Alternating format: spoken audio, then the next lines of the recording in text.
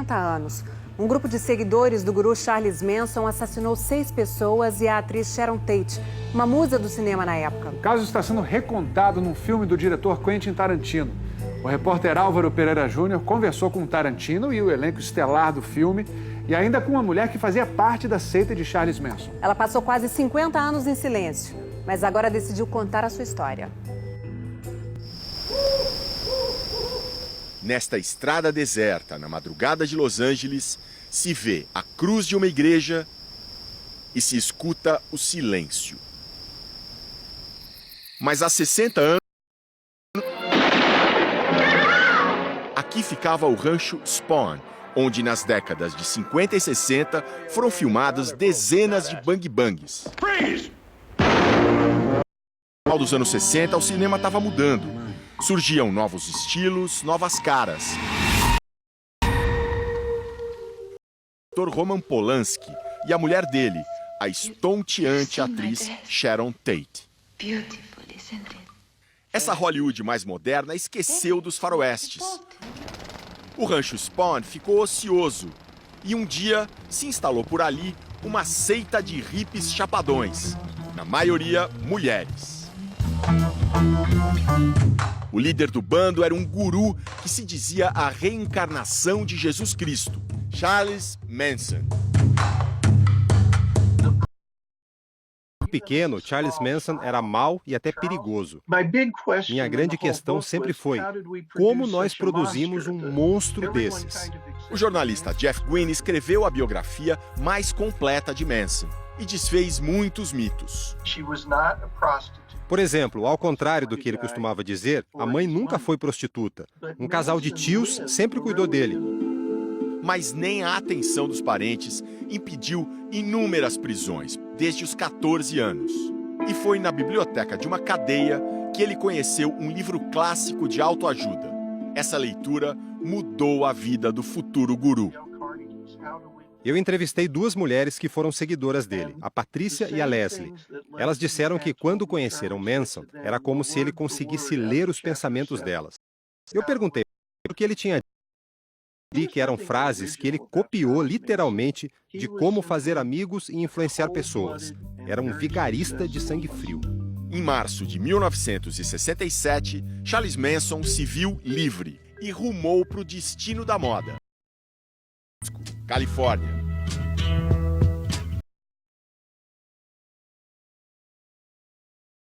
Sharon Tate, de protestos contra a guerra do Vietnã. Caretice, mestre da foi se enturmando no hippie. Mas ele tinha um sonho bem maior: virar um cantor e compositor famoso, tipo John Lennon.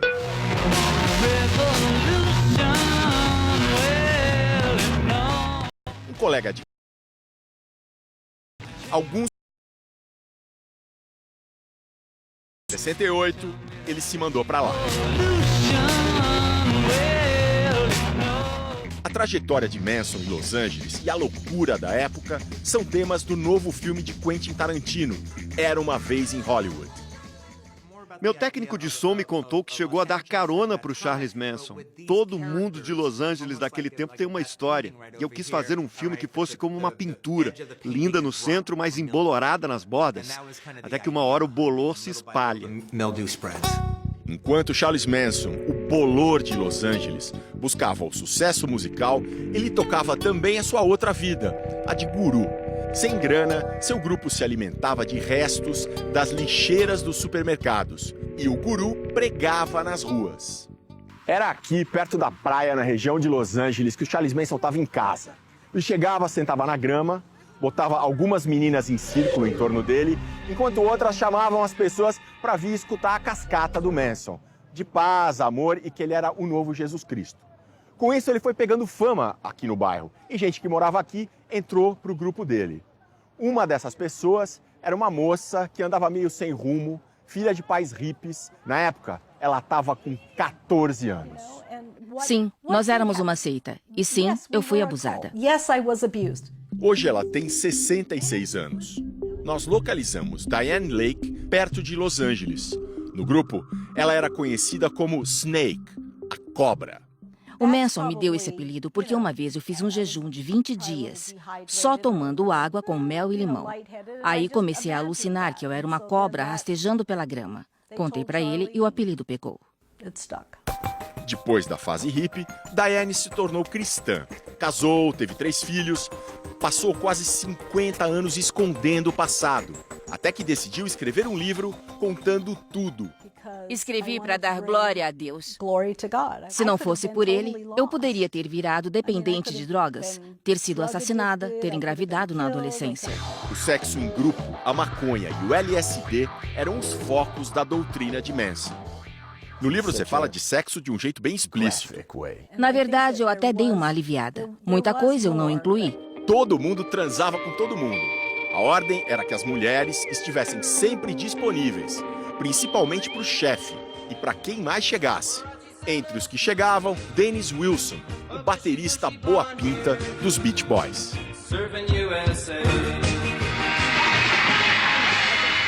A gente se instalou na mansão do Dennis.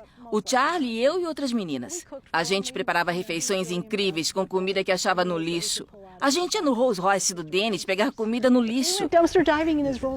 Às vezes a gente tomava um ácido e transava em grupo. Mas o lance principal era outro. Era que o Dennis apresentasse o Charlie pra gente importante do mundo da música. Manson ensaiava, botava as meninas pra cantar com ele.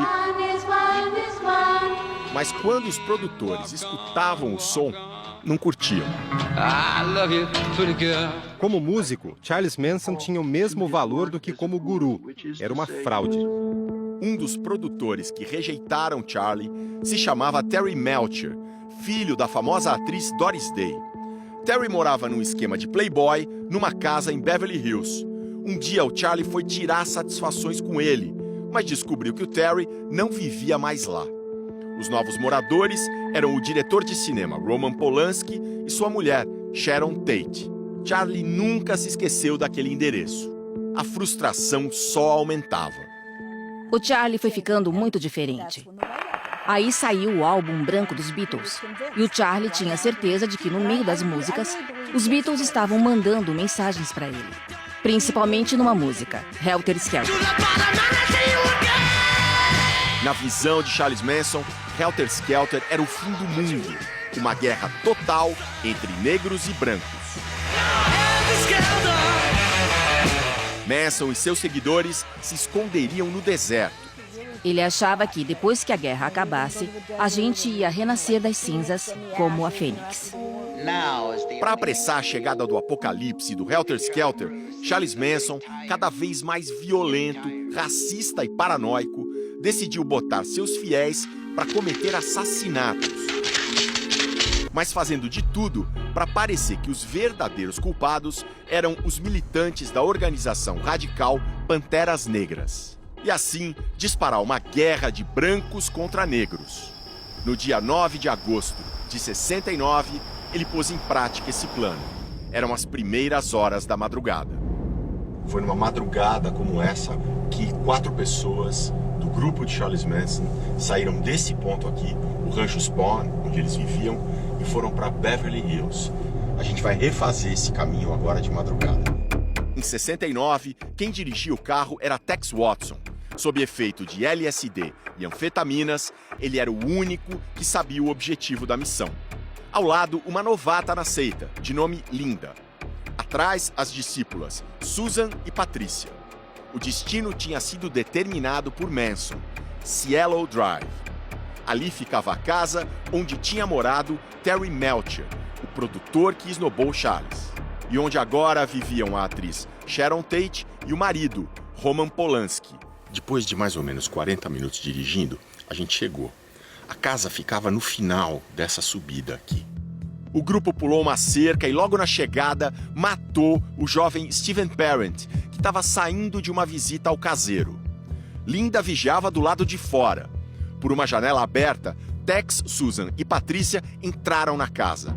Mataram todos que estavam lá. Um colega de Roman Polanski, Wojciech.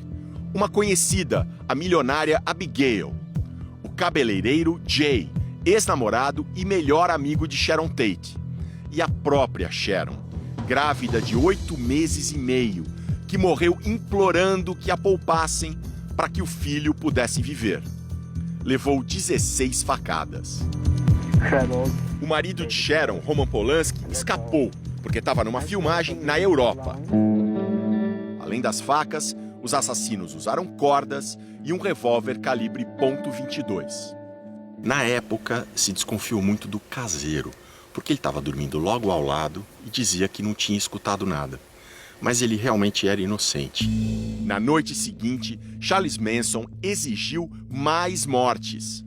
Dessa vez ele foi junto, até o bairro de classe média alta de Los Feliz. Manson entrou numa casa qualquer, amarrou os moradores, o casal de comerciantes Lino e Rosemary LaBianca, e depois foi embora, mandando seus comparsas completar o serviço. Os assassinos seriam, mais uma vez, Tex e Patrícia, e uma outra seguidora, Leslie.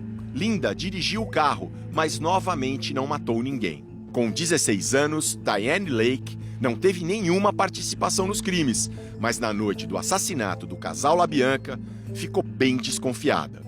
A Leslie chegou agitada no rancho onde a gente vivia. O sol estava nascendo. Acordei com ela queimando uma carteira feminina na lareira. Para frustração de Charles Manson, a polícia demorou a relacionar as mortes na casa de Sharon Tate com as do casal LaBianca. Nos dois crimes, os assassinos escreveram com o sangue das vítimas slogans supostamente políticos nas paredes.